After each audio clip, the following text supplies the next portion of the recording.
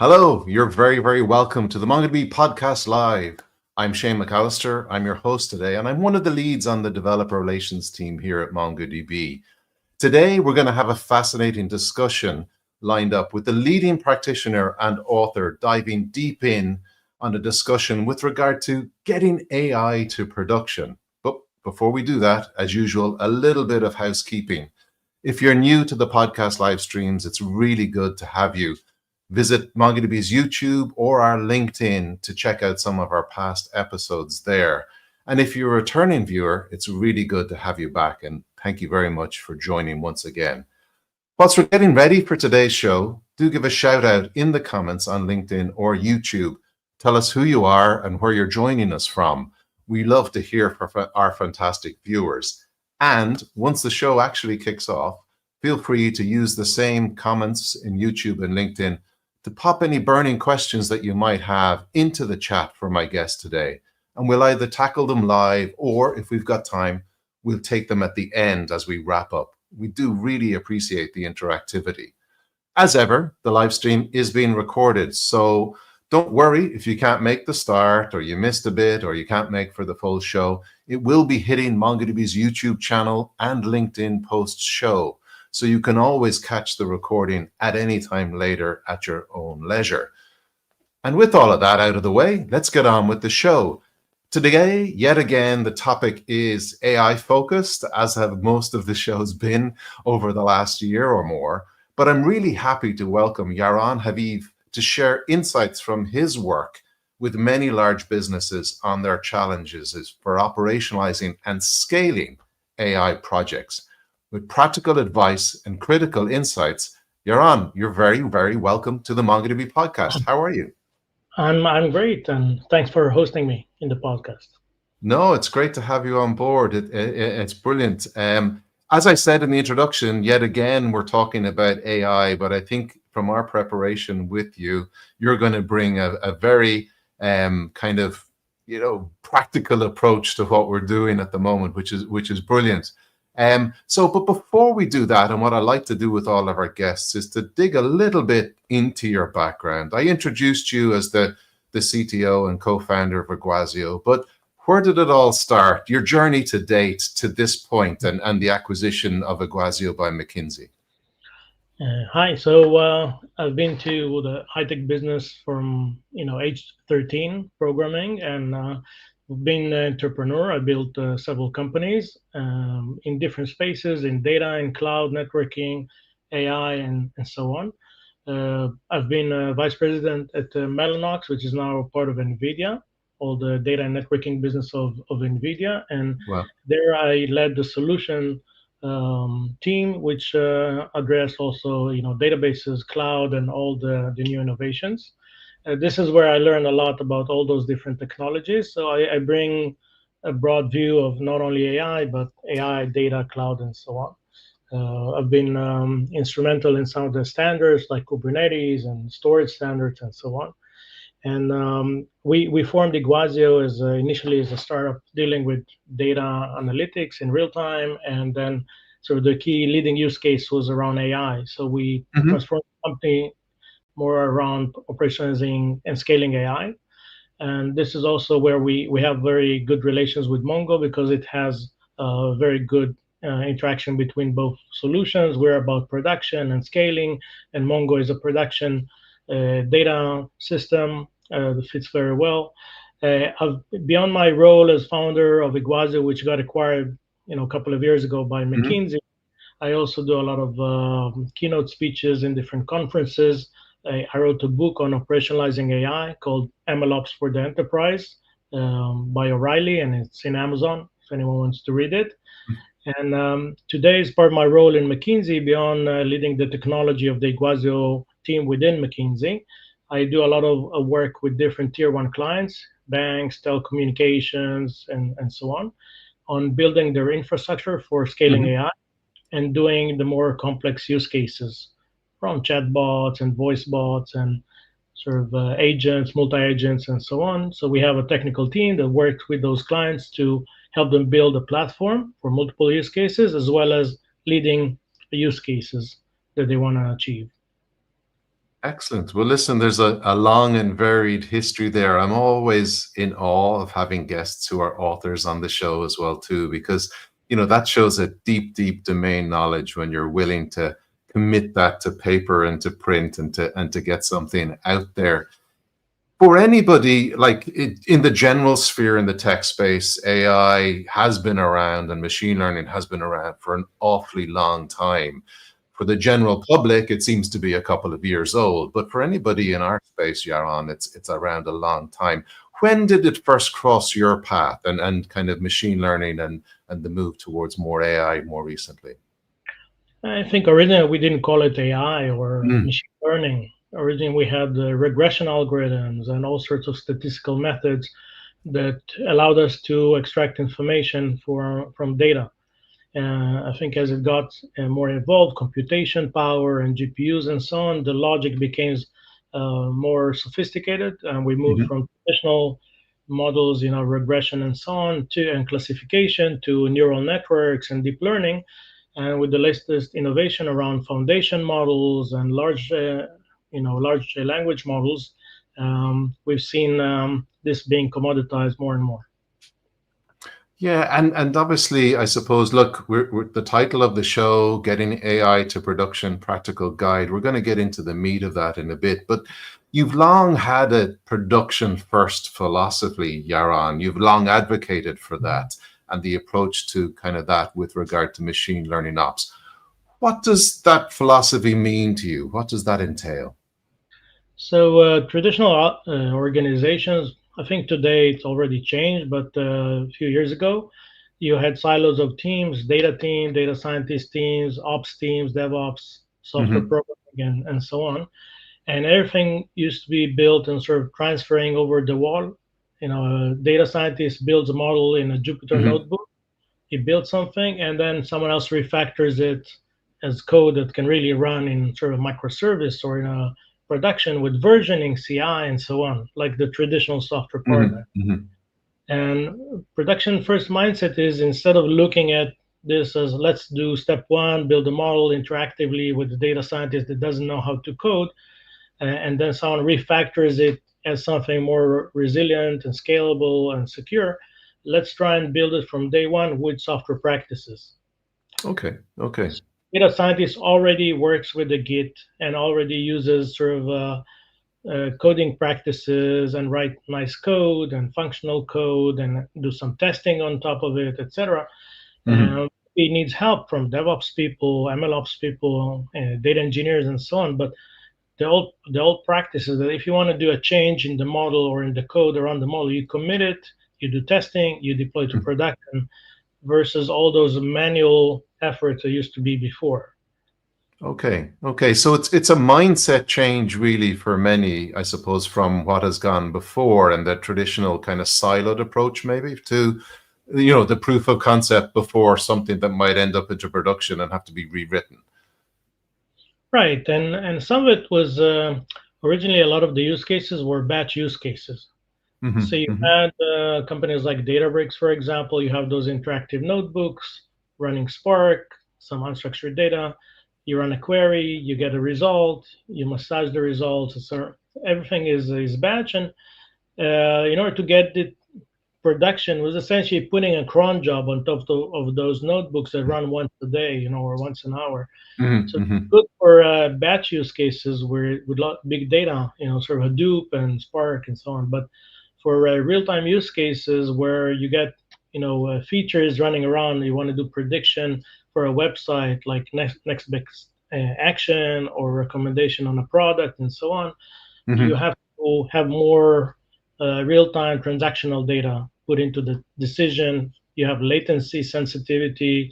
You work in microservices versus notebooks and so on. So this Hmm. Hmm. it has also transitioned the way you architecture things. If a batch job fails, nothing happens. You run it again, especially if you're doing it interactively on a notebook. Hmm. But if something that runs in production, it has to be resilient. So you have to do CI/CD, and you have to do microservices. And if it breaks, you have to do telemetry and observability. Um, so all those, scaling out, all those practices of software programming have to touch data and AI space as well. So there's key cultural shifts and process shifts to think this way, not kind of just do the proof of concept nitty gritty up and running quickly and then go and re-architect it again. So how do you find, like, with the exposure you're getting now via McKinsey and that ecosystem of clients and customers and people that how do you find that cultural shift, that process shift goes down with those companies, or not the companies, but I suppose the people working on this in those companies? So I think most analysts, including McKinsey and Gartner and everyone, is talking about 80% of the projects not making it to production. With GenAI, it's sometimes even worse. And, so companies are frustrated from the fact they have a lot of tire kicking efforts and demo efforts, but that's not generating business value. So they're very open to apply production practices and build things in a more resilient way so it can essentially generate value, and they don't just waste money on data infrastructure and GPUs and so on. So they're open to it, and this is where we're working with them. Many organizations have lots of use cases. We work with an airline that have 500 different models and applications built with Right. AI. Okay. So you're not supposed to focus just on one individual application. What you need to build is foundational architecture where you can build models all the time, or build applications that use models all the time, and every time it modifies, the use case slightly changes, the data slightly change. You have new features coming, or patterns of or structure that change. You can continuously change versions and modify it. Even today with LLMs, you don't really train the model. You may get different versions of OpenAI or Cohere, etc., and that may actually break your application because the same prompt was interpreted in a different way, and some in output text was different, and now your application is broken. So the key focus that we have is building a platform, not really one that we bring. We work with the client to understand what they have, based on what Okay. they have, think what are the gaps. Maybe some are on-prem, some are in the cloud, some are Google, some are Amazon or Microsoft. So you have different application stacks on every cloud, and this is where we try and analyze what they do. We help them build the platform, and then we help them build the practices and the applications. If they're very skilled, they'll build the application themselves, or we'll throw in some people to help them with the initial applications. If not, then McKinsey is a big company, and we can throw in other McKinsey people to do the actual data science work, data engineering, coding, UI, and so on. Okay. And you mentioned the gaps there, or the hurdles. In your experience, what are the most significant ones that you often come across in this transition to this way of working? From the lab to production into this constant flow of, don't be building these small proof of concepts, be always thinking of getting something towards production. So there are several challenges. Some of are organizational or political. Okay, yeah, I can well imagine.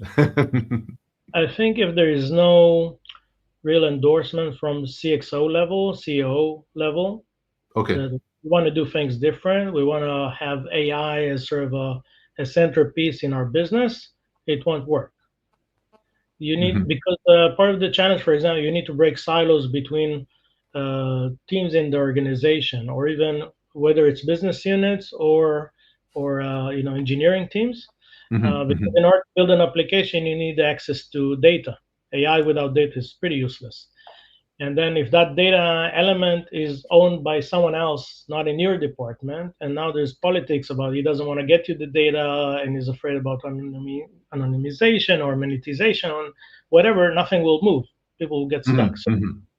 So the first hurdle we need to deal with is the political and organizational, how to get everyone incentivized to go and endorse AI. I was sitting with the CEO of a very large publishing company, and he was in the meeting was saying, yes, AI is going to transform our business. It's very key to our business and so on, because they understand that if they want to adopt AI, because you can just go and generate an article in ChatGPT. I hope it will be accurate, but You can essentially summarize, you can check facts, etc. If they want to endorse it, someone else will, and will cannibalize their business. So I Okay. think Okay. first is to get the organization to bet entirely on AI and put budgets and people. And when they do that, the next thing is how to build the organization in terms of the technology teams, hub and spoke, we call it. Have some central teams that build the platform, have teams within the business unit that are sort of have different skills in them, like data and AI and so on, Hmm. and, Hmm. and build those things to production. Another key hurdle that we usually see, where the first thing we check is their data architecture. Okay. Hmm. Because if they haven't built something, call it a data fabric, data lake, data whatever, Mm. and manage their data assets in a way that it's accessible, it's managed, and so on, has cataloging, and so on, you can't really work with it.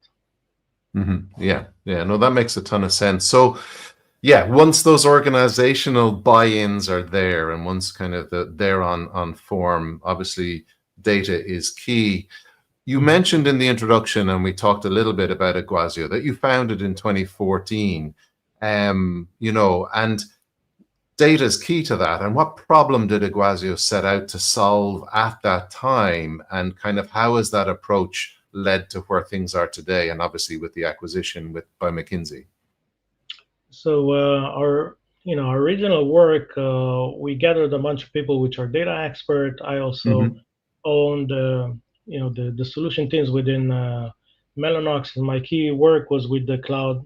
Part of my key work was with the cloud service providers. We noticed some things that weren't working great in their architectures around data, and especially around the use of Flash and real-time analytics. And we came, Okay.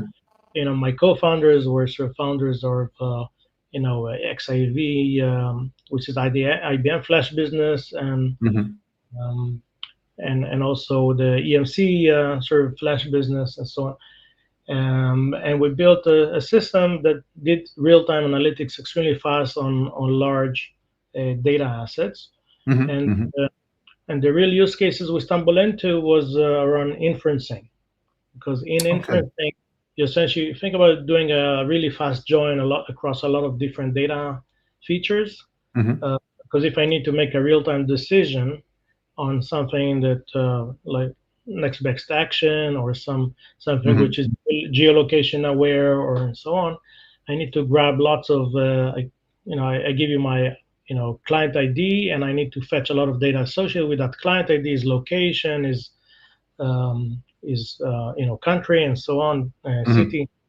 So that required sort of very fast joins to build those features, and the obvious application for it was around inferencing. And then we Right. went to clients and said, yeah, but our key problem is serving the model is not necessarily getting the data to the model, or maybe combine the two. So Okay. Okay. we built a real-time serverless engine called Nucleio, which is like Lambda, just about 100 times faster. Was Hmm. very Hmm. geared towards AI, machine learning workloads, support GPUs, and so on. And then as we build that, they said, you know what, but we need a way to automate the way we build the models and the data pipeline Hmm. to bring it to production and change versions and all of those aspects. So we grew gradually from just dealing with the data analytics problem, or real-time data analytics problem, into building a system where you can take those models, the feature engineering part, and build it to production through sort of serverless architecture. Over time, we actually reduced a lot of the effort on the data processing piece and moved to Hmm. work more and more with clients, because we expanded most of our business towards the AI and ML part, including all the training, distributed training, monitoring of models, and all the different life cycle aspects of machine learning operations. Okay. Okay. So you were, I suppose, very early in this space then, Yaron, with Iguazio, and that looking towards, as you say, that unified platform for the entire machine learning lifecycle from, as you said, that data ingestion. And if you were using MongoDB back then, you wouldn't have had to do all those joins, but we won't go there. And, the model monitoring and everything else. So these are all elements that we kind of take now as critical to the success of particularly AI applications. But you were very early. You're kind of almost a pioneer, a leader in this space at the time. Then, if it dates back to then, right? Yeah, that's what I was saying. They weren't even calling it AI back Mm, then. mm, So yeah, so it was scoring engines or inferencing or some regression and so on. But as things progressed, the terms machine learning and AI got more and more coined, mm, which mm. is good because it's more sexy to talk about machine learning, AI, bots than to talk about data. Uh, so it did help us on the business side as well. Yeah, you mentioned earlier that, 80% of projects don't go ahead, and even more so in the AI space. What do you think that key issue is there then, Yaron, in terms of it? Like, I suppose lately we've seen, certainly the last couple of years, really, really cool proof of concepts in the AI space, but you don't see those go to production. You don't see those at scale. Or when they do, sometimes they're full of hallucinations, or they fail, or they don't work for the right degree. What do you think is the key barrier there between cool demos and proof of concepts versus something that can be deployed and publicly used?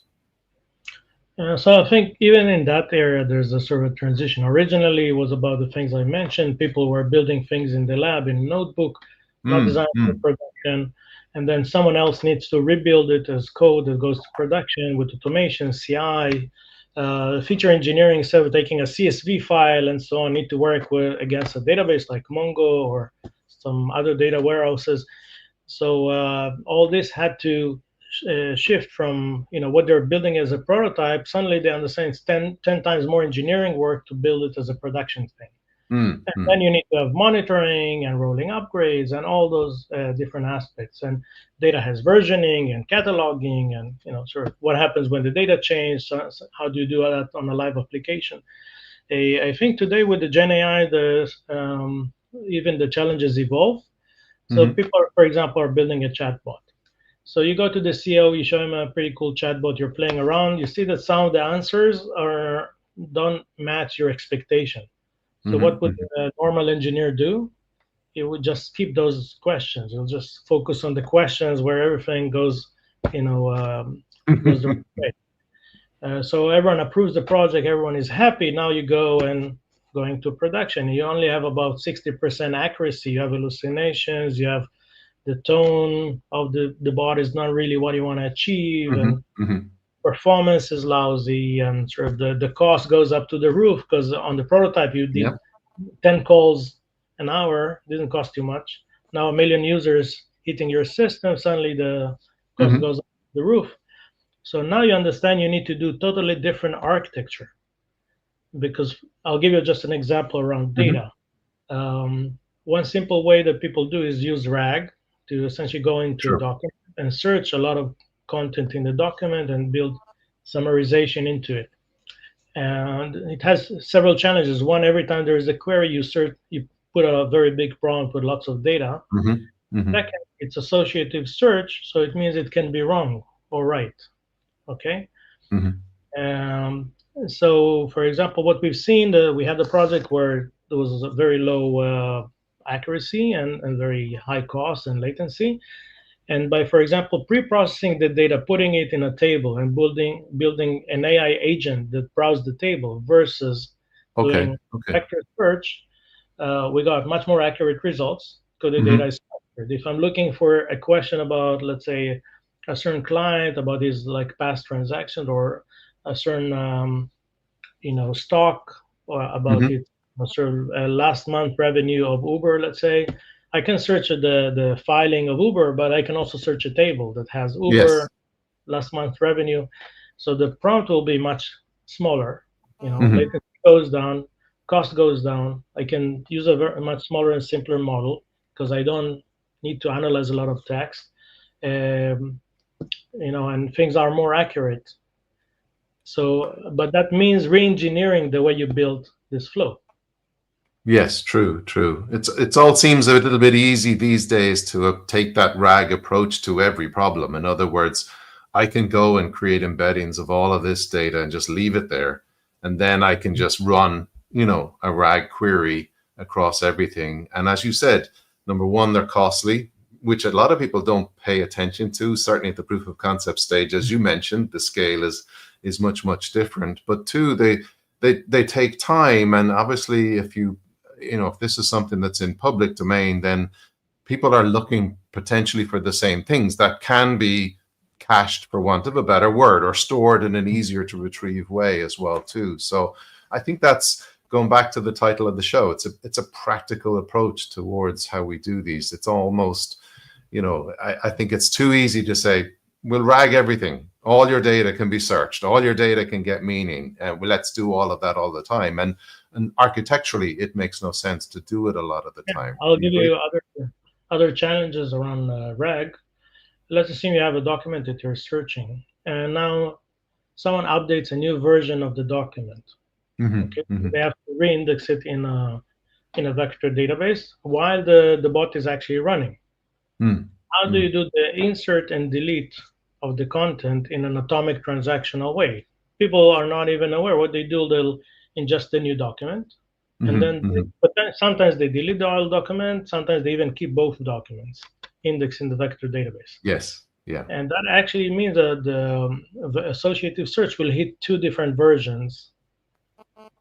So you decrease your efficiency of result, and you actually have conflicting results for the same question that you're going to summarize. Simple problem that I asked some clients, what do you do? They gave me the wrong answer for that question, okay? Because they weren't even aware of that. So you need to introduce some way of building versioning and atomicity to your application when you're changing the version of the document, or leverage a database that had transactional semantics. So these are kind of challenges that without having a production mindset, focusing on a Medium article that you just read, it won't lead you to a production architecture. No, definitely not. And I think that's important. I think it's, do you know what, the simplicity of building let's stick on the RAG example at the moment. I mean, when you look at those, can you build a RAG chatbot, in 4 easy steps, and particularly with some of the tools and some of the approaches to what we see as vibe coding now, it's like, yeah, no problem. Yes, it's relatively simple to get the bones of these things up and running. It's an entirely different scenario at production and at scale as well too. And I think these lessons that you're pointing out are very valuable.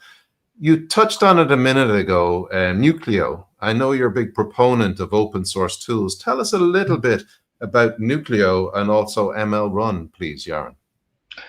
So as I mentioned earlier, when we wanted to do inferencing we really like the concept of serverless architecture, that you don't have to go and build code and build containers, etc. You put a piece of Python or Java or a code, you click deploy, and something else wraps it, builds a container for you, and all the APIs and everything. So that reduces a lot of the headache, and it's really good for people that are not extreme coders, like data science. If I can put my piece of Python code, which includes my logic and my model, and push a button and turn it into an elastic microservice with all the observability built into it and all those things that serverless bring, it's a great idea. But at the time, things like Lambda were single-threaded architecture, very slow. Okay.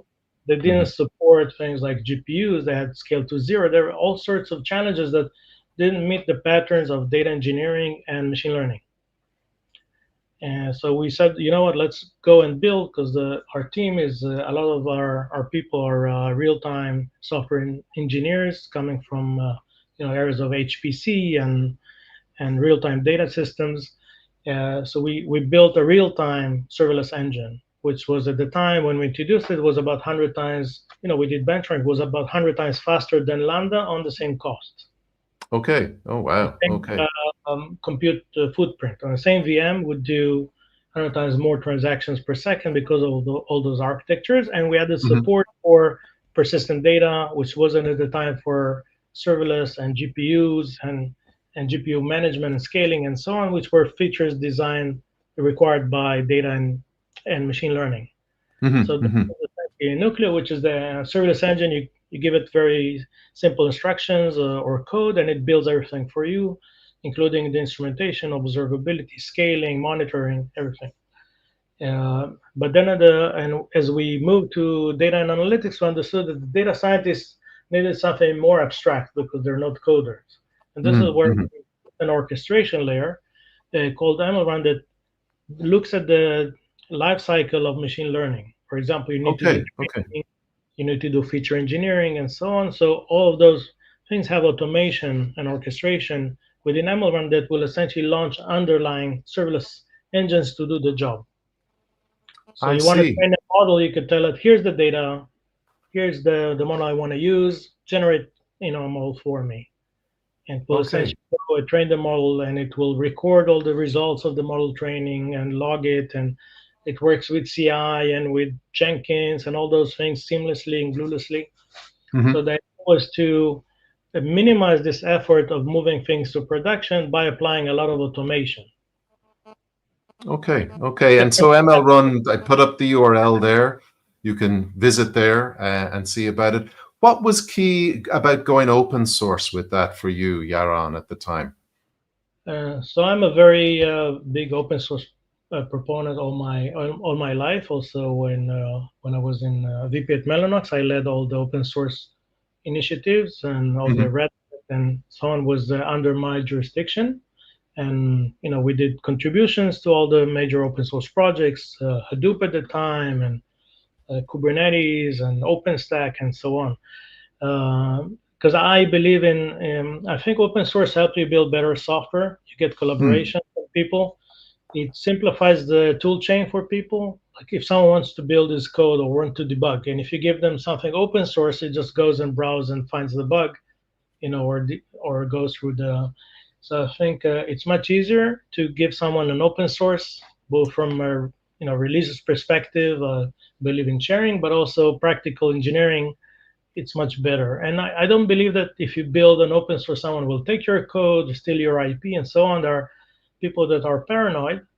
I Hmm. think um, if you provide a good solution, whether it's open or not open, just like MongoDB, and Mongo started as an open source project, and people can Hmm. download MongoDB, but still a lot of them pay you guys a lot of money to give them something that just works and they don't need the headache, etc. But it does build them confidence that they want to build something in the laptop, or they want to see the code or debug it, etc. They have the things to look into it. Yeah, I think that's key. And obviously, thanks for the mention for open source for MongoDB. I think it is key that you can just download it. We still have it all today. And, an awful lot of our engineering resources go to making, our community open source edition available to everybody to get and test and run. Yeah, as you mentioned, there's layers of services built on top and obviously up to Atlas, which is MongoDB as a service in the cloud. So definitely. You spoke about the data layer and the importance of that, etc. And most of the real impactful AI use cases, such as fraud detection and real time recommendation engines, depend on this live data. What are the key considerations architecturally, Yaron, and technically for building and maintaining these? We've touched on a few of them, but what would you consider key if you're into a new customer, new client tomorrow, looking to go down that road, maybe in that recommendation or fraud detection area?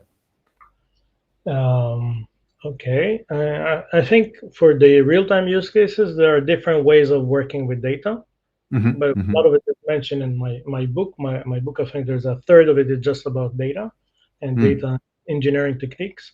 But you need to work in stream processing mode, where the original work was essentially you crunch some data, you generate the table, you write it, the entire new Mm. table into a data warehouse, or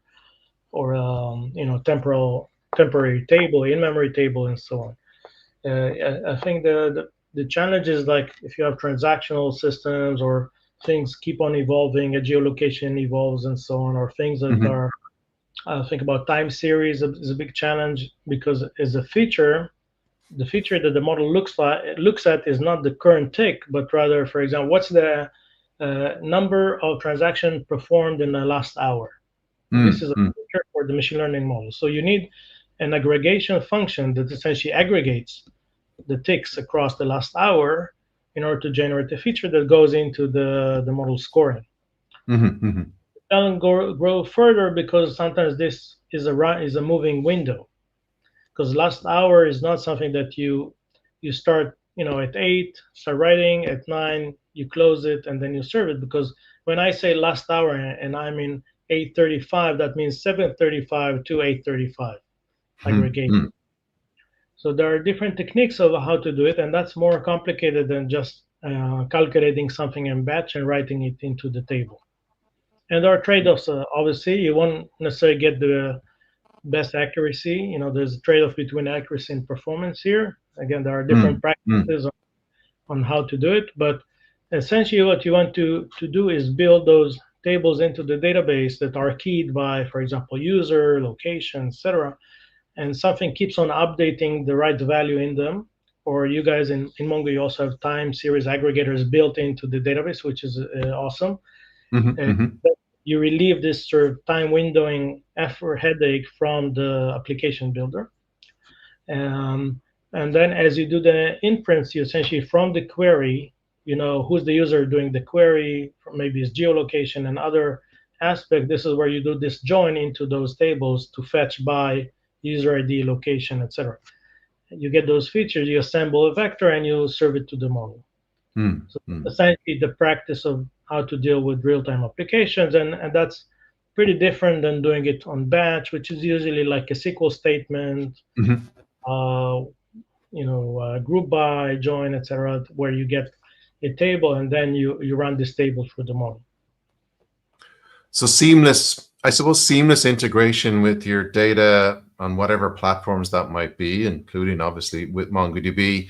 That's the key to the solid foundation for this that you're talking about. Then, particularly at the real time space, those IoT examples that you mentioned. Yeah, so you can do all those things I mentioned manually with a lot of work in Mm, for processing. But some of the things that we've introduced, and there are also other solutions in the market, are called feature stores, which mm, essentially take the desired business logic or transformation that you want to do and builds a real-time streaming pipeline to process that. So that simplifies this complexity of understanding how to do real-time data processing and so on. So we can use MongoDB in that architecture either as a source of data or as a target of data, storing those features, or mhm. both, and that will serve the model. And those joint demos that we build together are showing those use cases. Okay. And what are the, I suppose, bringing us right up to date in I suppose, the generative AI world that we're in at the moment now, what are the most exciting things that you've seen there commercially or demos or anything of those applications? And I suppose, given your focus in terms of which ones can be operationalized and productionized. Yeah, so we worked with many different organizations. I think customer care as a Hmm. horizontal is very dominant. Chatbots, co-pilots, and so on. Banking, we see a lot of different use cases and so on. Um, I think several things you see today happening in the industry. First is the agentic AI concept, Mm. Hmm. and Hmm. of essentially building those agents that not necessarily interfacing like a RAG, but more intelligent interface with APIs, interface with structured data, as we mentioned, Hmm. works against other services or have make those sort of independent decisions, and an orchestrator that collects the different decisions from different agents and so on. There are new standards in this space like MCP and A2A Hmm. from Google. Still a lot of challenges around how do you trust an agent that is Yeah. not agent itself is not hallucinating. How do you secure the data across those agents? Some of them are produced by other people, not your Mm. firm. Hmm. There are still a lot Hmm. of production-related challenges with those, but this is obviously an area that evolves very rapidly. Uh, I think again, all these aspects of security and trust and so on, and hallucinations is an area that people need to look at. Uh, Another area that we're doing a lot of work around is not necessarily using the largest models, but in many cases focusing on smaller open source Okay. models with fine tuning. Mm-hmm. We Mm-hmm. have use cases that are more performance oriented. Like one of the use cases we do a lot is voice bots, not necessarily chatbots, Right, right. or co-pilots. Essentially, listen on a conversation and tell the agent exactly what to do based on the conversation. Whether the Mm-hmm. agent, think about a doc, you're going to the patient going to the doctor, and the patient explains, my stomach aches, etc. The bot goes and drills down the file of the patient, his historical files, what type of drugs he's taking, all this information. The bot goes to the doctor and says, you know what, this is my assumption. Go ask the patient, you know, does he headache, or when Mm-hmm. was the Mm-hmm. last time he did blood test or whatever. And then the doctor will continue this conversation with the patient without the patient even knowing that the real doctor behind the scene is the AI that is sort of a helper for the doctor that keeps on fetching information and generating questions and Mm. analyzing data as the patient.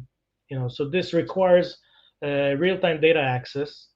Yeah. Okay, a lot of Okay. different sources. The blood and sugar levels of the patient, the historical transactions or sort of a file of the patient, um, public data around health, around different diseases, and so on. Okay, voice recognition in real time. So all of that requires a lot of operational aspects. So this is where we're essentially building models that are tuned to the application, so we Mm-hmm. can reduce the cost, we can reduce the latency. We put the guardrails within the model instead of putting it as external steps. We train the Okay. model Okay. to essentially be safer and not do mistakes for this specific application. Okay. What's your take? I mean, I hear from a lot of people, and obviously tuning is a way to go, but I also hear the fact that it takes time, it takes effort. And as you've gone through that, then there's a better model out there somewhere else that, has negated all the tuning that you've just done. What have you seen in kind of in production out there about in that same space? Are people open and predisposed to tuning models as opposed to just waiting to see how they get better organically themselves publicly? And so most people don't tune models today. And Mm, I think part of it is also the dependence, the cost and performance needs that they have. If they don't have mm, a need to do something really sort of lower latency or at the cost, you can do the same with a lot more expensive architecture mm, and less engineering. And a lot of the people that are coding it are not necessarily deep engineers, uh, mm, so they're focusing more on the business logic rather than the engineering. So we do see most people don't tune models, but if you're a big organization like a bank, etc., and you do have lots of clients hitting your service, and you care about the accuracy and risk and governance and all those aspects, you don't want to get the best result for the buck. And this mm, is mm, now fine tuning a model is not doesn't really depend on the baseline model. You can think of it like a data engineering pipeline. You have a mm, fine tuning pipeline, which essentially takes the baseline model, teaches it new stuff and generate a new model. The baseline model could be any model you choose. mm, mm. So Okay. if tomorrow you're changing a version of a model, you just run the pipeline again with the new baseline model, and again running the testing. Mhm, mhm. And so you're like you said there that most people don't want to go tuning the models, right? They're kind of just adopting the latest and greatest. Have you come across those questions and queries that always happen going, which is the most suitable model? You mentioned a financial example there. There are models that are suitable for different verticals, right? Yes, and I think there is a site, I forgot its URL, that like benchmarks all the different models based on Hmm. different types of applications and tests, and you could see. It's very interesting to see is that you can have like a 10x difference on cost or on performance between those different models based on different use cases. Yeah, I think cost is the one thing that I've done these shows a lot, and obviously in the day job at MongoDB, we meet a lot of clients who are implementing AI tools and using RAG and using MongoDB vector search. Cost is one of the things that's always there in the background. A lot of companies are just trying to keep up and they're trying to say, but we need this AI tooling or whatever the case might be, or this AI project needs to go through, and we worry about the cost later. How have you seen that in practical sense, Yaron, out there with clients that you're working with regard to costs? Because at scale and with a lot of users using something, that it ramps up pretty quickly, right? Large language models are expensive. Right, but I'm an entrepreneur. I build startups, and there's always this question about MVP. Mm-hmm. Even in a large company, you don't get the applications what one hit a million clients day one. So Mm-hmm. you can start building things more like a startup, like an MVP. Start running it with a test group, etc., and do the scaling and productizations as you go. But as long as you don't re-architect, as Okay. long as things are done incrementally. Okay, just like for Mm-hmm. example, you can use an OpenAI model as is, and then you just swap it with a tuned model. So you don't change the architecture; you just change the URL of the model. Okay, Okay. um, Okay. but So still take a when composable approach to your proof of concept. yeah, so for example, you don't do guardrails on day one, but Yeah. if you put Okay. it as a pipeline, you add more guardrails later on. You might not do authentication as you're starting to develop, but if you don't know how to pass authentication tokens and things like that across the stack, Mm-hmm. you find yourself that out of the box LangChain and others don't support it. You have to re-architect again. So you need to do the design for the full Monty, Mm. and then choose what to implement and what not. But after you looked at the entire problem again in a production mindset. Okay. Okay. I think that makes a ton of sense in that, have that mindset from the start, but deploying them into production can be various flavors of that as you progress, as you get used there. That makes a ton of sense. Yeah, and that's what we Moving. call production first mindset is think about the end result. What do you want to achieve? Other key challenge that people overlook is the monitoring aspect. So how Mhm, do you know if mhm, it's hallucinating or not? How do you know the quality of the answers? So there are simple ways of doing that. Even there's a trick called LLM as a judge, which essentially you interpret the question and the answer, and you can ask using another LLM. For example, did the answer meet the question, or did the mm, answer meet a certain set of guidelines for the organization? Like, is it polite? Is it, et cetera, et cetera. And then you could take the output into a monitoring system and build a dashboard that shows you how polite for example, your bot is. And okay. essentially having another LLM examine now you don't necessarily want to do this on every request because again, all those tests add latency and so on. Mm, mm. So, but you can apply it on the log of the question and the answer. You can apply different validations, and you take those validations and throw them into a database like MongoDB, obviously.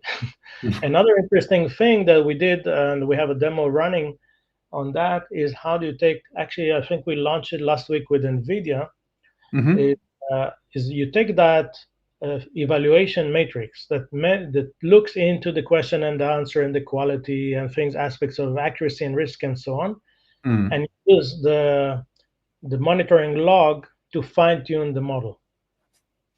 Oh, I see. Okay, okay. So it's It's like like a, a feedback loop. Okay, yeah. so next iteration of the model will be more accurate because it will generate less mistakes. And I have labeled data set to fine tune the model from the monitoring data set. Okay. Right. I love that. So we're moving from guardrails to using the LLM as a judge into that feedback from that monitoring back into the training again too. So we're going full circle, right? Right. And you can Wow. also introduce human in the loop to evaluate that things are still, in a controlled fashion. Hmm. So like 1% of that data will go to people that will examine that. We've also done work with systems that do that essentially know how to export the data into gaming platforms where people label the data. Yep. Okay, okay. I've noticed we've got some comments coming through. They're all very complimentary and thanking you for all the points that we have. And I'll put up a link actually towards the end to your book as well too. You mentioned a couple of customers there within McKinsey. McKinsey has Quantum Black, which is the AI arm. Tell us a little bit about kind of that transition of Iguazio into there and the broader range of maybe work or clients or whatever that would have brought, Yaron. So McKinsey is a large organization, and within McKinsey, there's the data and AI arm called Quantum Black, which is a few thousand people. Lots of data Wow. scientists, data engineers, ML ops, ML engineer, and consultants that essentially work with clients on projects for machine learning and AI. So if someone wants to build something, we can stitch together a team with data scientists, data engineers, ML ops, and so on. And Iguazio's team within that organization is providing more of the platform aspects and as well as more advanced practices around things we just described. Okay. Okay. And so Iguazio sits within Quantum Black as it's still kind of a startup within the wider organization, is it? Yeah, happily we kept some independence from the Okay. wider corporate, but we're a full part of McKinsey, and yeah, my role within McKinsey is not just Iguazio. I also do consulting to clients as the broader McKinsey sense, not just about the Iguazio sort of aspects. Okay. Okay. And I'm conscious of our time. And if anyone has any questions, any of the viewers on YouTube or LinkedIn, please drop them into the comments. We'll try and take care of them as well, too. I shared the book link with you in the chat, so you can. Oh, perfect. Let me just grab that and get it in there as well, too. So 2 seconds.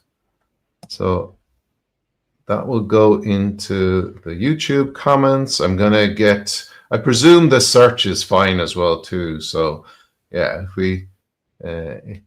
if you go to Amazon or wherever else you can get it's on O'Reilly as well, too. Is it, Yaron? Yeah.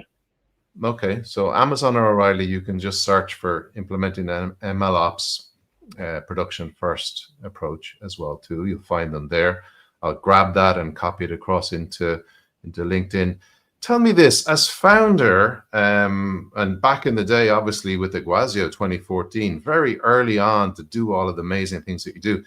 Personally, though, how do you keep up to date with what's going on in this space? It moves so swiftly. It's a question I ask most guests. Where do you go to learn, or how do you keep on top of things that are happening in this area?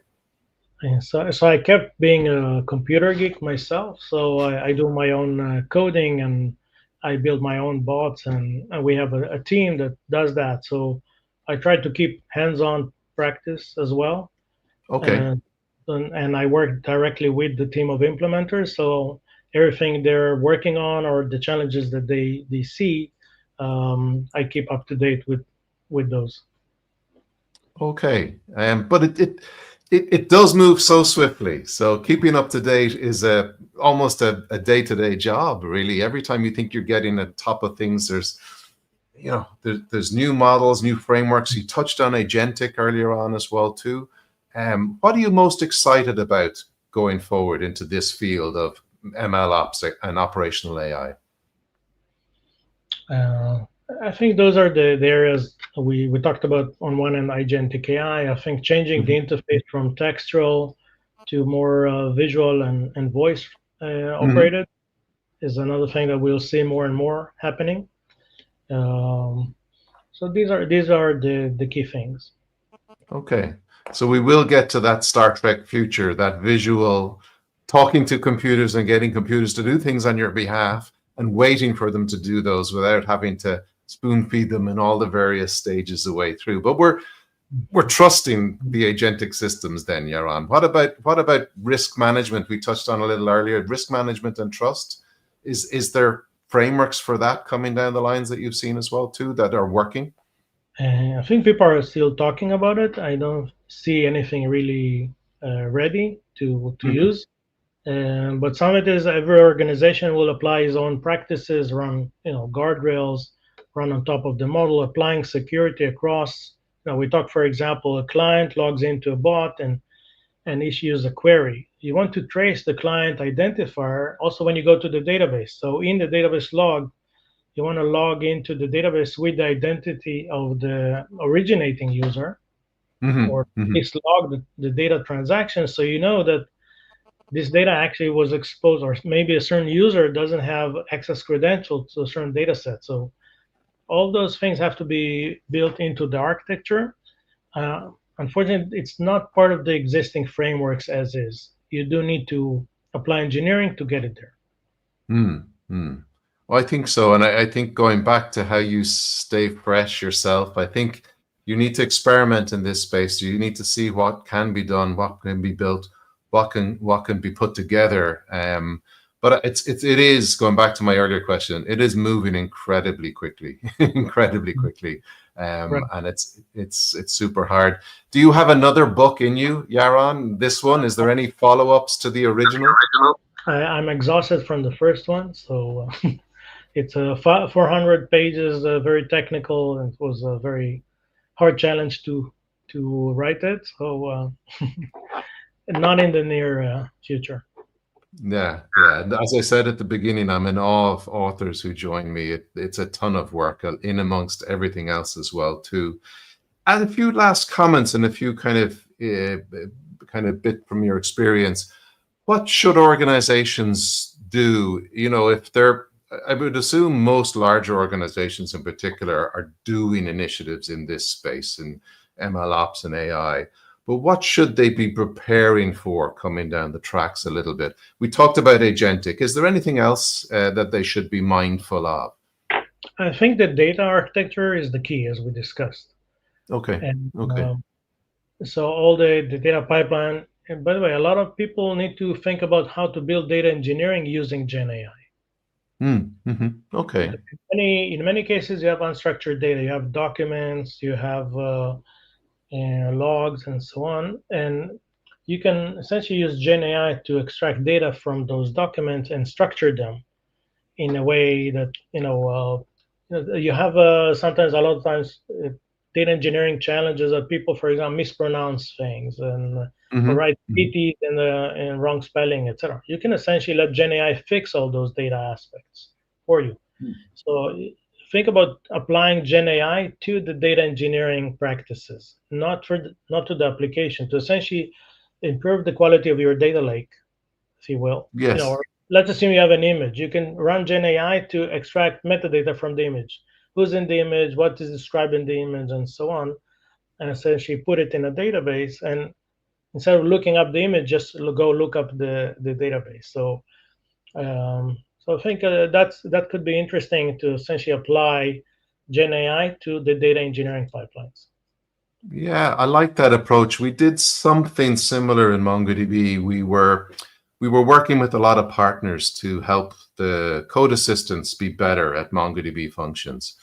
And when we had exhausted all of the code examples that we had in our own docs and the code examples that we had in the various repos that we own and contribute to ourselves, we then had to use the tools in order to, in this instance, create more prompts.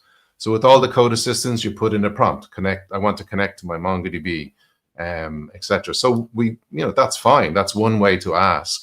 But a developer might ask the exact same thing in multiple different ways. So we use GenAI tools to give us 20 prompts asking for the same thing, variations of those prompts. So I like that, Yaron, the thought of using the tools themselves to make the underlying data more relevant, more useful as well too. I like that because, as we touched on earlier, I used to say developers could be a bit lazy sometimes. It's super easy to take all your unstructured data, go create embeddings, and just leave it there, right?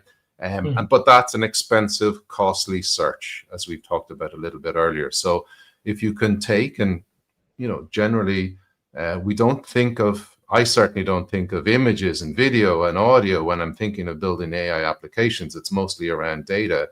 But if you look into that space, that's expensive and costly and time consuming to do that in every direction. So yeah, I love that concept. Using And the you have tools a lot of themselves to make the metadata. you have documents that are hybrid documents. Because you have a document that contains tables, contains charts, contains images. So you can't just go and index it using in a vector database. You have to start thinking about how to break the different elements in the document and put them with some references across. Yeah, totally. Because it's, yeah, like that unstructured data, if it's composed of multiple elements, as you say, if you just ran it embeddings through that without sanitizing that data beforehand, perhaps it'll be back to garbage in, garbage out. That's where we'll end up if you take a very shotgun approach to your data. That's essentially the underlying pivotal piece of a lot of these applications that you're building, So, yeah, I think that's probably a really good note to finish up on. Any final thoughts for our audience, Yaron, of your experiences to date, or anything that we may not have covered in this chat? No, I think we covered it all, and we said that some of it is not even technical, it's organizational. So we need Mm, to not overlook that, not to be overly optimistic when you're building things. Put caution, and think about the rainy day scenarios, not just sunny day scenarios. So that's it. yeah. Excellent, excellent. So I put up the link earlier for mlrun.org. The folks, if they want to go and visit that project itself, definitely go check that out. As you said earlier, too, Iguazio exists wholly as an entity in itself, so they can pop to the website as well, Yaron. Can they get started there to use it, or what's the process? I think if you go to amaran.org, there is a link, and you could. I believe there is a way there to ask for questions, and you can get. There is a Slack channel, Okay. and Perfect, perfect. Well, that's great. Well, look, I think that's it from me. This has been superb. I think it's amazing to see the journey. It's amazing to see how early you were into this space and the insights that you have, because it's super practical. A lot of the time, as I said earlier, we see the flashy, cool demos. They're not scalable. They're not productionizable. They're not practical. And it's been great to hear a refreshing voice such as yours, Yaron, on this topic. I think it's super important and will be even more important as we go forward. So it's been a pleasure to have you. Thank you for joining me. thank you. Excellent. And to all our viewers, it's been great to have you jump on board as well, too. We do this stream every Tuesday, so please follow us on LinkedIn, subscribe to our MongoDB YouTube channel as well, too, and you'll get notifications for future episodes. So from me, based in Ireland, Shane McAllister, to Yaron in Israel, listen, it's been a pleasure to have everybody. Do take care and hope to see you on a future episode. Thank you, Yaron. Thanks.